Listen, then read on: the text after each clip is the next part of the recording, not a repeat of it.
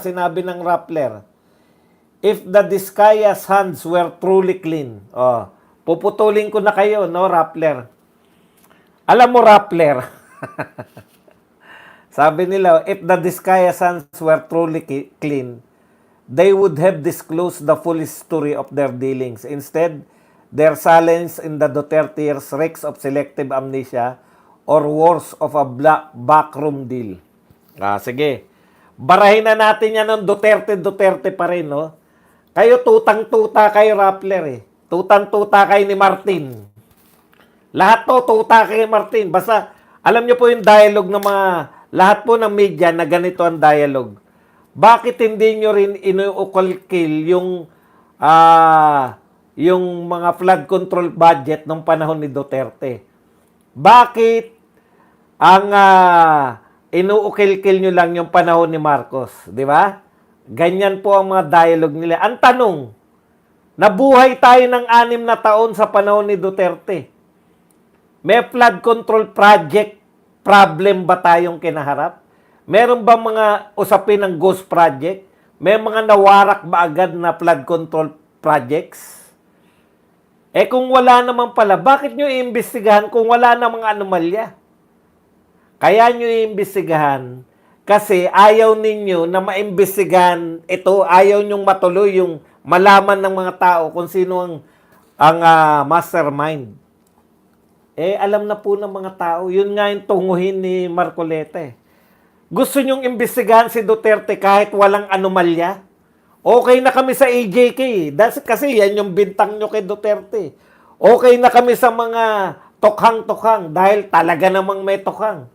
Ang problema lang, ang tingin ng tao, maganda yung tokhang. Dahil milyon ang sumuko sa tokhang eh. Di ba? Taliwas sa gusto nyo palabasin na ang tokhang ay ibig sabihin na kill, kill, kill. Sa totoo lang, ang tokhang, pinagbago niya yung milyong sumuko. AJK, walang problema dyan kasi yan lang naman bintang nyo. Pero eto po, wala kayong binintang. Wala kayong binintang sa Duterte nung panahon niya na may anomalya sa flood control projects. Walang ghost project, walang mga mahihinang nakita nyo ba, kumpara nyo ba yung mga naglalakihan na mga infrastructure nung panahon ni Duterte? May nakita ba kayong warak, bumagsak, ghost project? Kung wala, ano yung imbestigahan? Ganyan ang dialogue ng lahat. Pinagpapalagay na dapat imbestigahan. Maski dyan sa Congress, di ba? Bakit wala kang imposible naman. May binibigyan ka panahon ni Marcos. Panahon ni Duterte, wala kang binibigyan. Paano hindi kurap ang presidente noon? Ang hirap bang tanggapin? Nasanay na tong mga media na to. Nasanay na kayo na korap masyado yung gobyerno. Pinagpapalagay nyo lahat ng gobyerno ay korap. Yan yung problema nyo eh. Anti-Duterte na kayo noon, anti-Duterte pa rin kayo ngayon. Ang problema, ang Duterte hindi nakaupo ngayon. Kaya halatang halata kayo, hindi naman kayo tunay ng mga media. Kayo lahat, nilalahat ko na kayo. Lahat kayo. Yung mga malalaking mainstream media. Pare-pareho dialogue nyo. Di ba? Nakakadiri kayo. Mayroon na po so far na pangalanan na mga siguro kulang-kulang 20 congressman kasama na po na napangalanan na sa anomalya na tumatanggap ng may pinakamalaking porsyento. Ito pong tambalang Saldico at Martin Romualdez. Sa kabilang banda naman po, pinangalanan din po yung 2 senador na tumatanggap din po, no, ng 30% naman. Ito po ay walang iba kundi si Senador Joel Villanueva at saka si Senador Jinggoy Estrada. Wala po tayong problema dyan, no? Talagang ganyan yan, no? Talagang kanya-kanya pong bato ng mga pasabog, no? Gustong makabawi, pero Yan po yung latest. Isa pang latest na mga pasabog, inuugnay din po for the first time.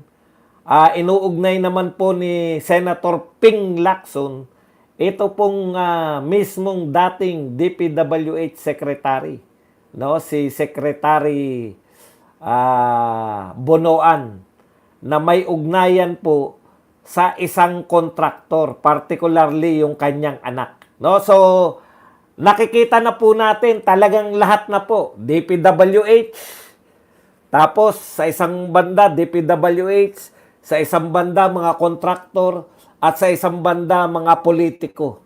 Kumpleto na po yung triangle, no? Kumpleto na po. Yan po ang nagko-comprise.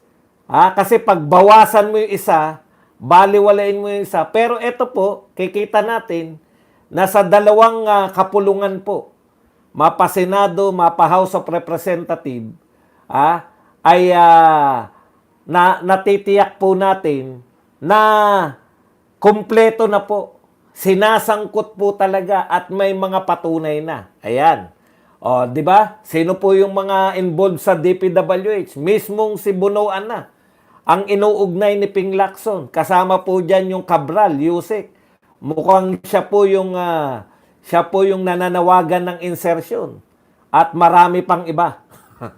At pagkatapos po, meron ng mga district engineer na tukoy na po yung mga sa Bulacan, na grabe po ang lifestyle, sugarol, nariyan po, nagsusugal dyan sa mga kasino, kasama niya yung mga tauhan niya, na baliwala po yung paggasta ng pera, no? So, ibig sabihin, okay na po to, no?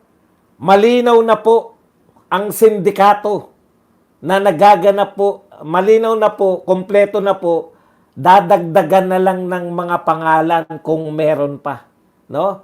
Malinaw na po yan eh. Involved po ang mga senador at congressman, nagre-represent po ng mga mambabatas na may kinalaman po sa pagbabudget. So mismo sa pagbabudget, yung mga mismong nag-i-insert ng budget, mga congressman at mga senador, ay pasok sa banga. Kasama po yung mga DPWH, at kasama rin po yung mga kontraktor, no? May mga umaamin. Actually, marami na pong umaamin na kontraktor. Yan po ang nabibisto natin ngayon. Ngayon, kanya-kanyang pananaw tayo. Nakakapani-paniwala ba na involved si Martin at saka si Saldico? O, depende na yan sa pananaw natin lahat. Kasi hindi pa naman tapos pare-pareho eh. Nakakapaniwala po ba yung involvement ni Jinggoy Estrada at saka ni Joel Villanueva? O kanya-kanya rin po tayong pananaw. Pero ang malinaw po, dahil sila mismong umaamin, eto pong DPWH, no?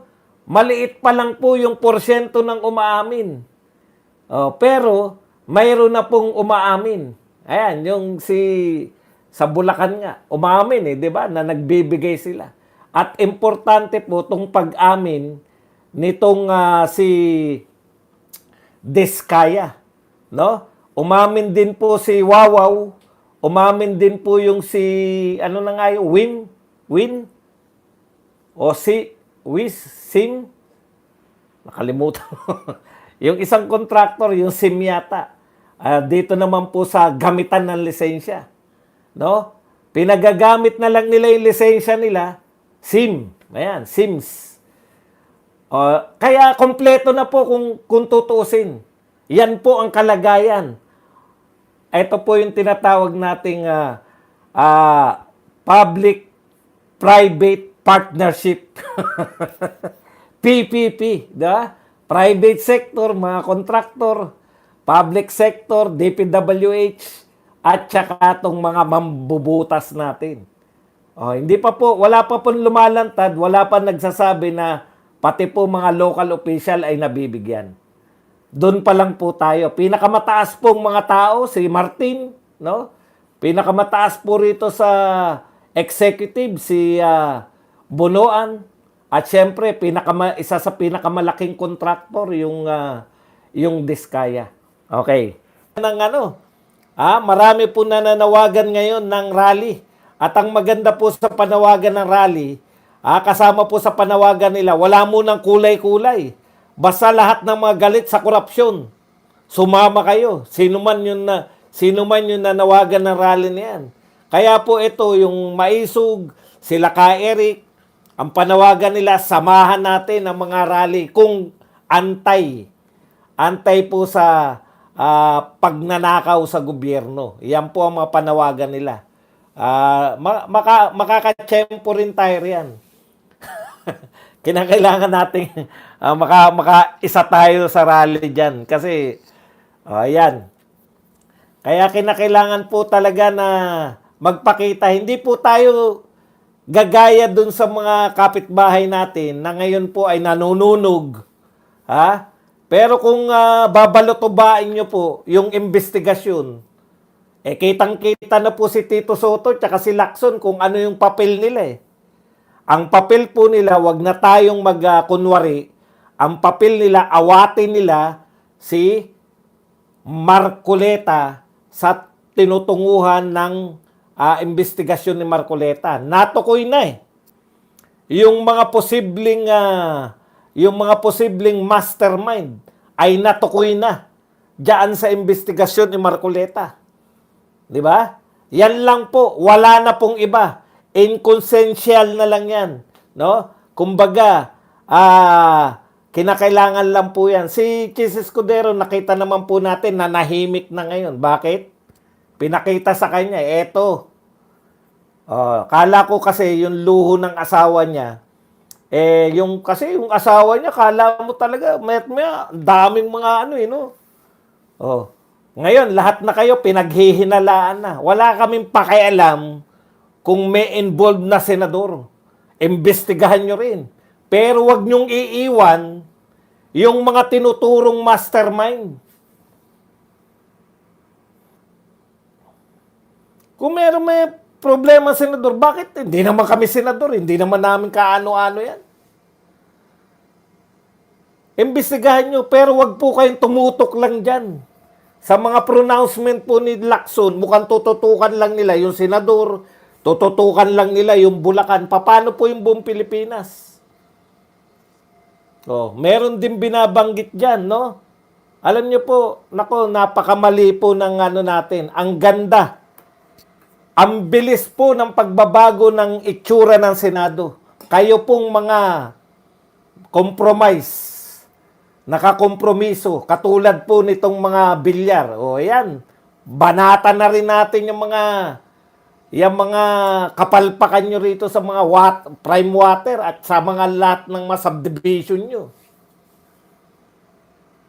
Bumaliktad kayo, gusto nyo nang kumampi dyan kala Tito Soto, Yung galit ng taong bayan, nag-aawat po yung taong bayan kasi kahit papano, kakampi kayo ng Duterte, pero ngayon wala nang awat sa inyo. Matagal nang palpak yung mga prime water nyo. Matagal na kayo nagpapayaman, tapos yan na lang, sakripisyo nyo lang, talagang ang kinakailangan. Very obvious naman kung sino po yung pinakamakapangyarihang tao ngayon.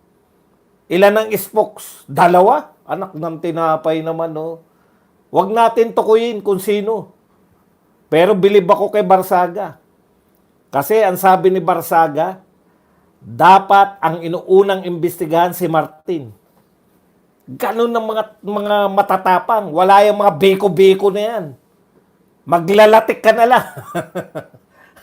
Nakita nyo kung paano ang galawan? Wala pala yan. Dito tayo. Sa lahat ng mga batang congressman at mga politiko, eto ang makatotohanan. Dahil ang binabanata niya, yung talagang Speaker of the House. Sino nagmamatapang dyan? Yan. Bilib na bilib. Ngayon, wala na po yan. Alam niyo po, ang gagawin po ng Blue Ribbon ni Lacson, panay maliliit. Eto, yung gagalitin. Eto, meron ka. Demanda yan. Maliit na tao. Bulacan lang. Concentrated lang, Bulacan lang. Tapos merong mapapakulong. Okay na yan. Sige, papasa na lang namin sa tatayo ni Marcos na na independent. Saan ka nakakita? Yung mga numero unong follower. Mismo si Tito Soto yung nagpapanukala niya na gawing batas. Iyang independent body na yan. Sila ngayon yung may control ng Blue Ribbon. Ang gagawin, mukhang ang ganito gagawin, pag natayo na yan, ipapasa na lang nila lahat. Wala na, tapos na. Ni walang bala kumuha ng mga testigo eh. Ano yung pinapahayag? Kailangan tell all sila, tell all. Pag hindi tell all, hindi pwedeng magtestigo. Sino pa magtitestigo? Natural. Di ba, natural yun, itatago mo yung sarili mo kunwari. Sa tingin nyo ba, walang tinatago yung diskaya? Meron yan, pero once na sinalang nyo na yan, kayong mga nagtatanong na senador, kung nakikita nyo nagsisinungaling, palalabasin nyo, hindi yung tatablahin nyo. Hindi na yan, hindi na pwedeng, testigo kasi iba-iba sinasabi. Anong iba-iba sinasabi ng diskaya? Kung iba-iba sinasabi nila, dapat binawi nila yung kanilang, yung kanilang pinirmahan. Hindi ako naniniwala na iba-iba eh. Hanggang dun sa House of Representatives, sinasabi ni Diskaya na siya, yan pa rin yung pinaniniwalaan niya. Kahit tinatakot na siya, makukulong ka dito. Habang buhay ito.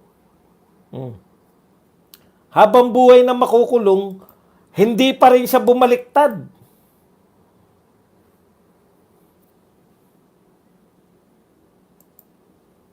Di po ba?